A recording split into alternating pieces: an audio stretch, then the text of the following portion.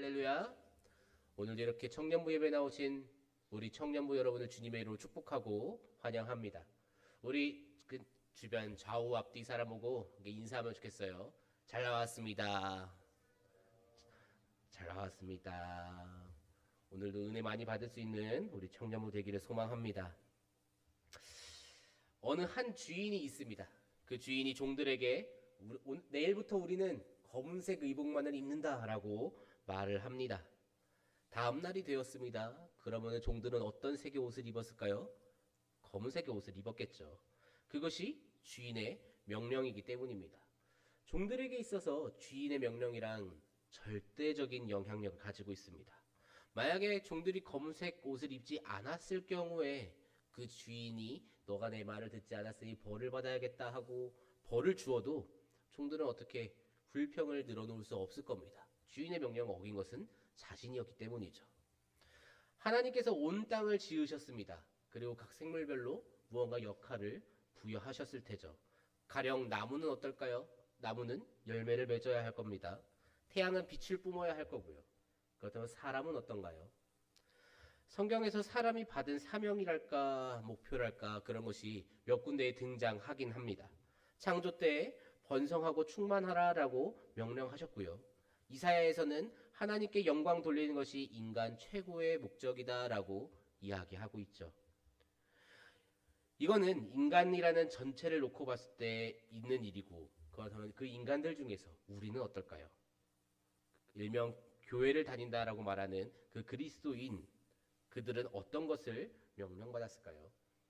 하나님의 백성이라면 어떻게 살아가는 것이 하나님의 백성다운 것일까요? 오늘 우리는 레위기 말씀을 함께 보게 됩니다. 우리는 레위기에서 하나님께서 엄청난 양의 규례를 이스라엘에게 주신다는 것을 알고 있습니다. 그래서 우리가 이 규례들을 읽는 것을 굉장히 힘들어하고 어려워하고 지겨워합니다. 이 규례들을 통해서 우리가 특별히 그리스도인이 하나님의 백성이 지켜야 하는 하나님의 명령이 무엇이 있는지 우리가 오늘 함께 살펴보았으면 좋겠습니다. 물론 이 레위기 말씀을 읽고 레위기 말씀을 듣는다는 것이 굉장히 힘들겠지만 이것을 준비한 저는 얼마나 더 힘들었을지 같이 헤아리시면서 집중하면 좋겠습니다. 먼저 오늘 레위기 말씀에서 우리가 볼 수 있는 가장 첫 번째 모습은 먹을 수 있는 음식을 정해주시는 하나님입니다. 레위기에 나오는 규례는 정말 세기 힘들 정도로 많습니다. 그것들을 다 살펴보려면은 오늘 하루로는 시간이 부족할 것 같으니 너무 멀리 가지 말고요. 레위기 11장만 들여다보면 우선은 음식에 대한 규례가 나옵니다. 예전에 한번 잠깐 이야기했었던 것 같아요. 소는 먹어도 되는 음식인가 아닌가, 장어는 그럼 먹어도 되는가 아닌가 이러한 이야기를 했었던 것 같습니다. 오늘 말씀에서 특별히 음식을 정해주신 그 규례를 두고 생각을 해보면 좋을 것 같아요. 이 규례 왜 만드셨을까요? 레위기 11장 4절에서 8절 말씀을 보면 이렇게 쓰여 있습니다. 색임질하는 것이나 굽이 갈라진 짐승 중에도 너희가 먹지 못할 것은 이러하니 낙타는 색임질을 하되 굽이 갈라지지 아니하였으므로 너희에게 부정하고 사반도 색임질을 하되 굽이 갈라지지 아니하였으므로 너희에게 부정하고 토끼도 색임질은 하되 굽이 갈라지지 아니하였으므로 너희에게 부정하고 돼지는 굽이 갈라져 쪽발이로되 색임질을 못하므로 너희에게 부정하니 너희는 이러한 고기를 먹지 말고 그 죽음도 만지지 말라. 이것들은 너희에게 부정하니라. 아멘. 먹으면 안 되는 짐승들이 등장합니다. 낙타와 사방과 토끼와 돼지라고 소개되어져 있습니다. 이 중에 좀 익숙한 동물 돼지, 우리가 이것을 얼마나 잘 먹습니까? 누군가가 우리에게 오늘 저녁에 내가 너 삼겹살 사줄게 라고 말을 하면은 정말 큰일이 있는 것이 아닌 이상 시간을 어떻게든 비워야 할 겁니다. 삼겹살 얘기를 하니까 미소들이 다들 당장 저부터 그러면 안 되는데. 그런데 오늘 성경에서 이제 무려 그 돼지를 금지시킵니다. 그 이유가 참 이해하기 어렵습니다. 굽이 갈라져서 쪽발이로 돼 굽이 갈라지면 먹어도 되는 모양입니다. 그러나 색임질을 하지 못함으로 색임질을 하면 또 먹어도 된다는 것이겠죠. 중요한 것은 이것들은 왜 되고 저것들은 왜 안 되는지 하나님께서 말씀해 주시지 않아요. 이 뒤에 이제 새도 나오고 곤충도 나오고 또 물에 사는 짐승들도 등장합니다. 그 중에 무언가는 부정하니까 먹으면 안 되고 또 무언가는 정하니까 먹어도 괜찮고 그러한 것을 하나님께서 하나하나 지정해 주십니다. 그렇게 하실 거면 차라리 육식은 생명을 뺏어야 되는 거니까 금지하시고 오직 채식만 허락하시거나 왜 이렇게 귀찮고 왜 이렇게 어렵게 하실까요? 이유도 설명해 주지 않고 어떠한 이유 때문이다 너희에게 이것이 좋기 때문이다 그러한 것도 아무런 말씀도 없이 이것은 정하고 이것은 부정하니 이것은 먹어도 되고 저것은 먹으면 안 된다 라고 말씀하시면서 참 피곤하게 하십니다. 그런데 이것이 우리 하나님의 방식입니다. 하나님께서는 사람이 생각하고 판단해서 행동을 하게끔 내버려 두십니다. 육식을 다 막아버리지 않으시는 이유도 그 중에서 일부는 열고 일부는 금지시키는 것도 사람이 선택할 수 있는 그 자유를 주시기 때문입니다. 지키고 지키지 않고는 이스라엘 백성들의 자유입니다. 그러나 그로 인해서 이스라엘 그 진영에서 쫓겨날 수도 있었습니다. 내가 부정해져서 부정한 자이기 때문에 하나님의 백성에 어울리지 못해서 그 진영 밖으로 나가야 하는 경우는 존재했습니다. 하나님께서 자유를 주셨지만 그 자유에 대한 책임은 백성들에게 있던 것이죠. 하나님께서는 정한 것과 부정한 것을 정해 주십니다. 그리고 그것들로 하여금 먹느냐 먹지 않느냐로 이 사람이 정한 사람인가 아니면 부정한 사람인가를 판가름하십니다. 어떤 말인가요? 하나님께서 규례를 주셨고 그 규례는 행하는 대로 그 규례대로 행하는 사람만이 정하고 반대로 그 규례대로 행하지 않는 사람은 부정하다는 것이죠. 정한 사람은 하나님 백성으로서의 삶을 누릴 수 있었습니다. 부정한 사람은 그러지 못했습니다. 도리어 진영 밖으로 나가야 했습니다. 사랑하는 청년 여러분, 여러분은 여러분을 자기 자신을 하나님의 백성이라고 고백하십니까? 여러분이 하나님 자녀 되시는 것을 믿으십니까? 그렇다면 우리는 하나님의 자녀답게 하나님의 명령을 지키면서 살아가야 합니다. 우리가 지켜야 하는 명령이 무엇이 있습니까? 말씀 안에 다 들어있죠. 그렇기 때문에 우리는 말씀을 읽고 말씀을 찾아봐야 합니다. 말씀을 통째로 내가 외울 수 있다면 만약에 그런 사람이 있다면 그건 또 그때 가서 생각해 봐야 할 문제겠지만 물론 그럼에도 읽어야겠지만 우리는 말씀을 처음부터 끝까지 통째로 외울 수 없을 겁니다. 당장 저도 외우지 못했고 너무 많죠. 그러게 말씀이. 그리고 그 말씀을 외운다고 해서 또 말씀을 이해하는 것도 아닙니다. 그렇게 우리는 이 말씀 앞으로 나아가야 하고 그 말씀에 담긴 하나님의 뜻이 무엇일까를 헤아려야 합니다. 말씀 앞으로 다시금 나오시기를 소망합니다. 이 안에 하나님께서 명령하신 이 말씀 안에 하나님의 그 뜻이 다 적혀져 있습니다. 우리는 그 말씀들을 찾아서 읽고 읽는 것으로 그치는 것이 아니라 실천하기까지 해야 합니다. 말씀을 실천하는 특별히 이번 한 주는 말씀을 읽는 것으로 그치는 것이 아니라 말씀을 실천하는 한 주가 되기를 소망합니다. 하나님의 명령 이해할 수 없을 수도 있습니다. 하지만 그것이 하나님의 명령이라면 그대로 해야만 한다면 그대로 행할 수 있는 우리 다니엘 청년부 되기를 주님의 이름으로 축복합니다. 계속해서 우리가 오늘 레위기 11장에서 볼 수 있는 것은 이제 만지지도 말아야 하는 것이 등장합니다. 부정한 것에 대해서 특별히 하나님께서 만지지도 말라라고 명령하십니다. 여러 가지 말씀이 있는데 하나만 읽어보면 좋을 것 같습니다. 레위기 11장 27절 말씀인데요. 우리 레위기 11장 27절 말씀을 다 함께 읽도록 하겠습니다. 내 발로 다니는 모든 짐승 중 발바닥으로 다니는 것은 다 내게 부정하니 그 주검을 만지는 자는 저녁까지 부정할 것이며 아멘. 이제는 만지는 것만으로 나 또한 부정해지기 시작합니다.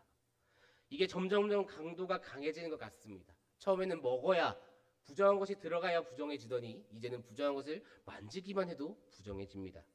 33절에서는 이렇게 말씀하십니다. 그것 중 어떤 것이 어느 질그릇에 떨어지면 그 속에 있는 것이 다 부정하여지나니 너는 그 그릇을 깨뜨리라.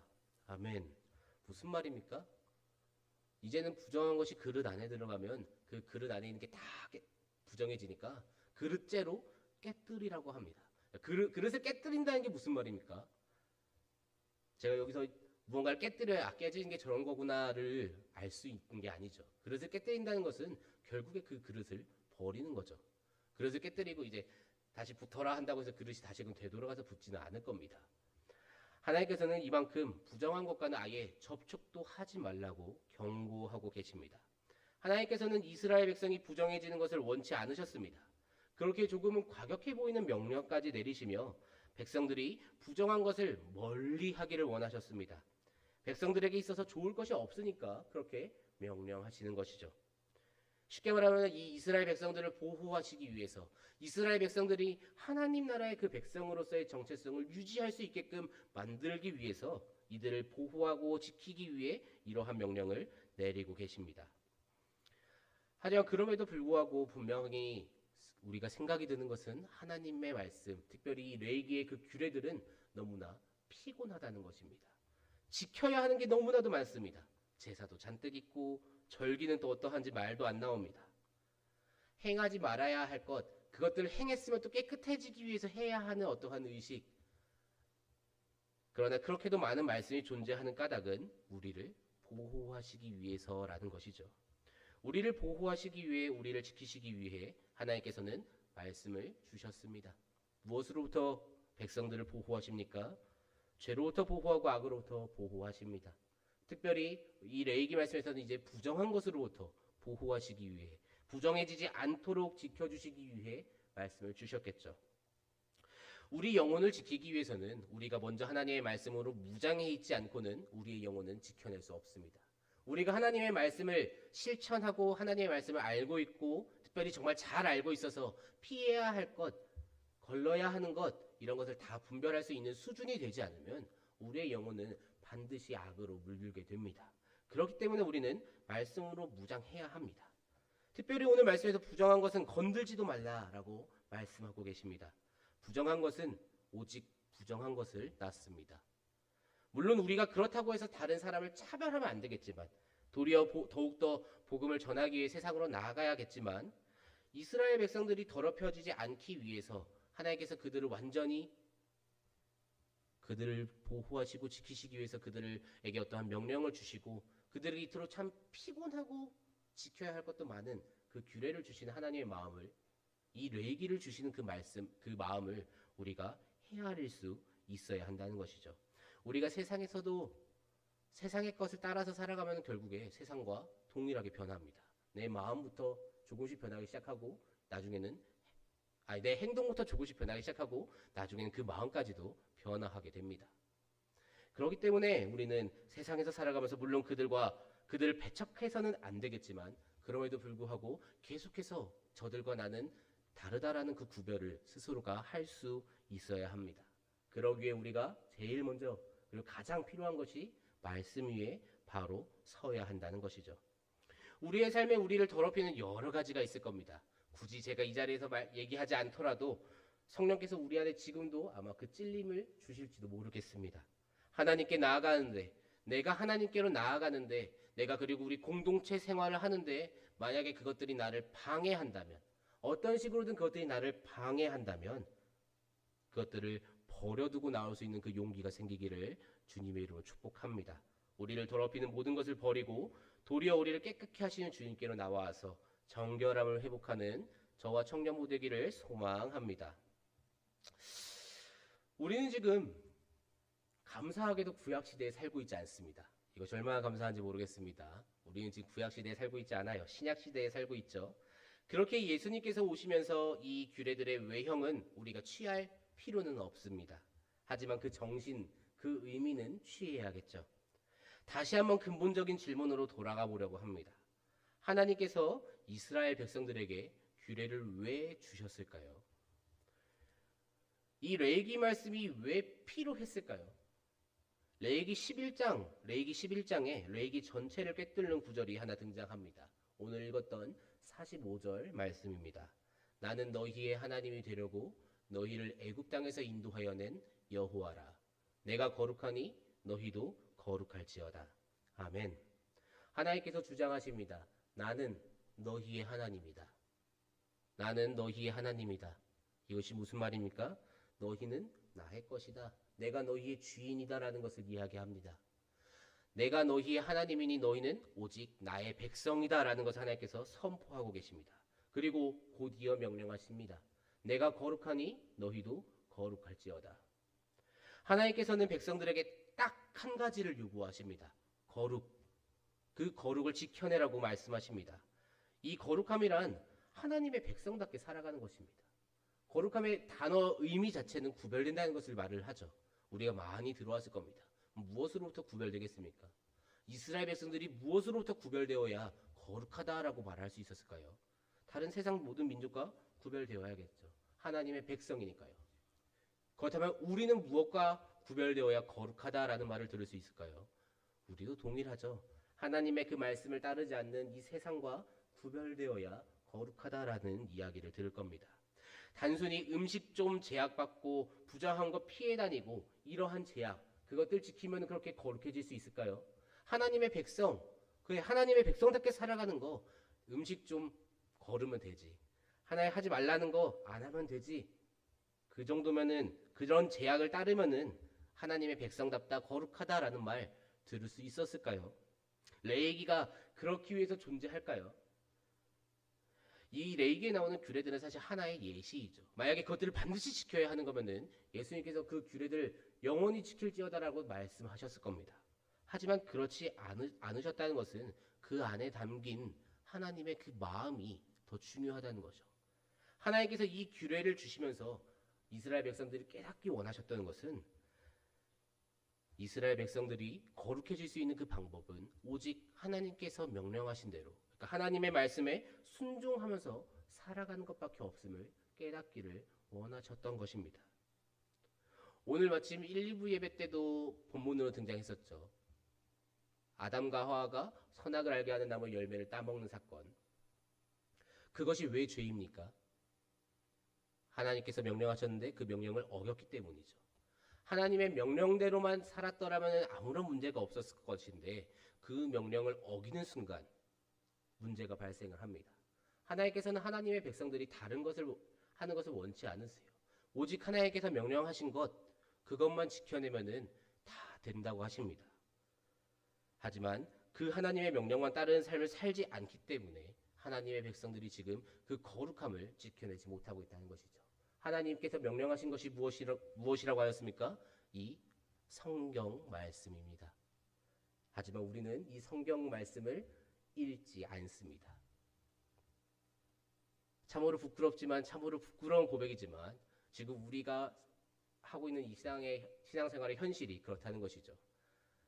오늘까지 읽어야 하는 것이 분명히 레위기 22장이라고 하였음에도 불구하고 우리는 여전히 요셉이 살아서 춤추고 있습니다. 그 요셉이 진작에 죽었어야 됐는데 아직도 요셉이 살아있어요. 모세는 나오지도 않았고 요셉이 아직 살아있습니다. 이게 우리의 현실이라는 거죠. 성경을 읽는 우리 다니엘 청년부 되게 소망합니다. 세상은 하나님을 모릅니다. 그렇기 때문에 말씀대로 살아가지 않습니다. 이건 세상은 하나님을 모르니까 그럴 수 있다고 치죠. 설령 어쩌다가 말씀대로 살았다고 치더라도 하나님의 그 말씀에, 하나님의 명령에 순종하는 마음으로 산 것이 아니니 아무런 의미가 없습니다. 그렇지만 우리는 어떻습니까? 우리는 하나님의 존재하심도 믿고 하나님을 구주로 섬긴다, 하나님을 구주로 모신다라고 고백까지 합니다.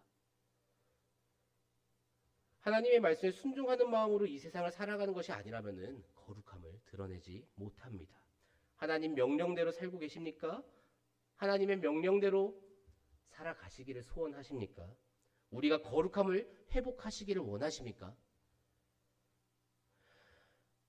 이번 2024년에 다니엘 청년부의 그 주제 표어, 그것은 지으신 대로 회복하소서입니다. 하나님께서 지으신 대로, 특별히 창조하신 대로 그 모습을 회복하기 위해서 꼭 필요한 것은 누가 뭐라고 해도 거룩입니다. 저는 우리 다니엘 청년부가 그 거룩함을 회복할 수 있기를 간절히 소원합니다. 그래서 하나님께서 지으셨던 그 모습, 하나님께서 지으셨을 때 그 상태, 하나님께서 심히 좋았더라라고 말씀하셨던 그 상태로 우리 다니엘 청년부가 회복되기를 정말 간절히 소망합니다. 우리가 거룩해지기 위해서는 우리의 힘으로 될까요? 우리가 어떻게 하나님의 명령을 다 기억하고 다 실행하겠습니까? 불가능하죠. 성경과 함께 살아간다는 그 목회자들도, 특별히 저도 이 말씀을 다 기억하는 것이 불가능합니다.